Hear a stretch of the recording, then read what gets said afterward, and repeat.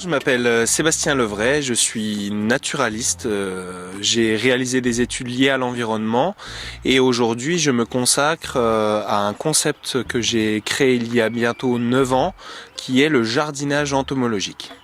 Et c'est chez lui, au Val d'Ajol, que Sébastien Levray nous reçoit, ici qu'il a créé une société spécialisée appelée tout simplement Jardinage Entomologique, une marque qu'il a déposée et dont il nous donne la définition. Le jardinage entomologique, c'est jardiner notamment avec les insectes. L'entomologie, c'est bien sûr l'étude des insectes et c'est savoir cultiver aussi une part de biodiversité dans son jardin. Jardiner au naturel, c'est avant tout une philosophie. Cette philosophie-là va prendre en compte l'écosystème au naturel. Un écosystème, c'est quoi? C'est tout d'abord un biotope, un lieu de vie. Ce lieu de vie, c'est votre potager. Pour avoir un jardin au naturel et reproduire un écosystème au sein de votre potager, il faut avoir aussi des êtres vivants, qu'on appelle la biocénose. Ces êtres vivants vont être, pour la plupart, des insectes. Vous avez énormément d'insectes dans votre jardin. Cela peut être des pollinisateurs, notamment les abeilles sauvages. Vous avez également toute une ribambelle d'autres insectes comme les papillons, les bourdons. Et l'on n'oubliera pas les prédateurs comme les coccinelles, la chrysope ou le pince-oreille, tous très friands du puceron, fameux insecte ravageur. L'idée est donc ici d'abord de jardiner sans pesticides, sans engrais chimiques. Même la tonte est écologique grâce à ces moutons du Cameroun. Il faut également choisir des plantes adaptées au jardin, apprendre à connaître, attirer et protéger les insectes souvent très utiles. Et enfin, laisser la nature faire le reste.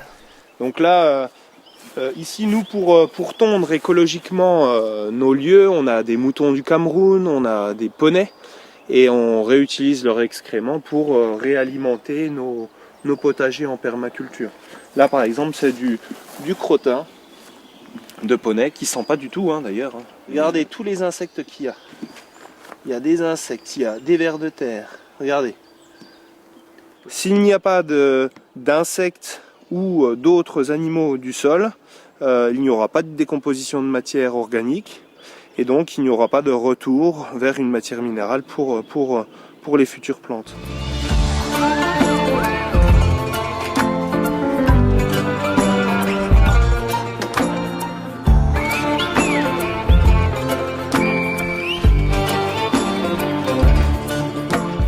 L'emplacement de chaque plante est pensé et réfléchi là ? Il est réfléchi dans la manière où on va essayer d'associer les plantes.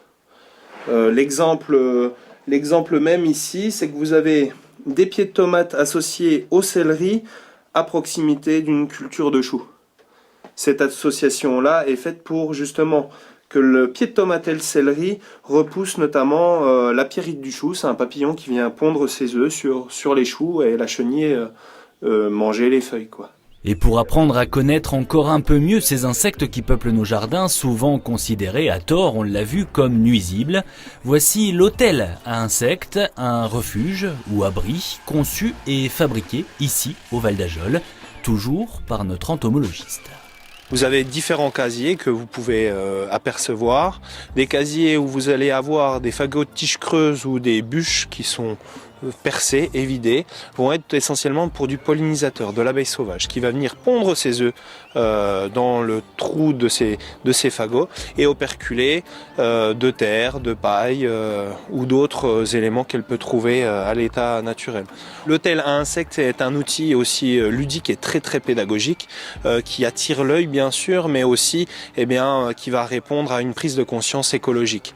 Faire autrement que ces 10 dernières années avec l'utilisation à outrance ou mal raisonnée de produits phytosanitaires. La question est maintenant de savoir si le jardinage au naturel est accessible à tous. La réponse est oui, évidemment, mais pas n'importe comment. Il faut prendre en compte les conditions climatiques, votre exposition, étudier correctement votre sol pour y installer les variétés rustiques, locales ou d'autres variétés qui vont ne pas être sensibles aux facteurs climatiques. C'est aussi le jardin naturel l'occasion de cultiver aussi l'école de la nature. C'est un excellent outil pédagogique pour mieux observer dans le jardin avec les enfants ou avec les parents. D'ailleurs, le jardin au naturel est un concept qui se développe depuis quelques années un peu partout en France. En tout cas, le premier jardin entomologique est bien vosgien. La nature y suit son cours, ici, au Val d'Ajol.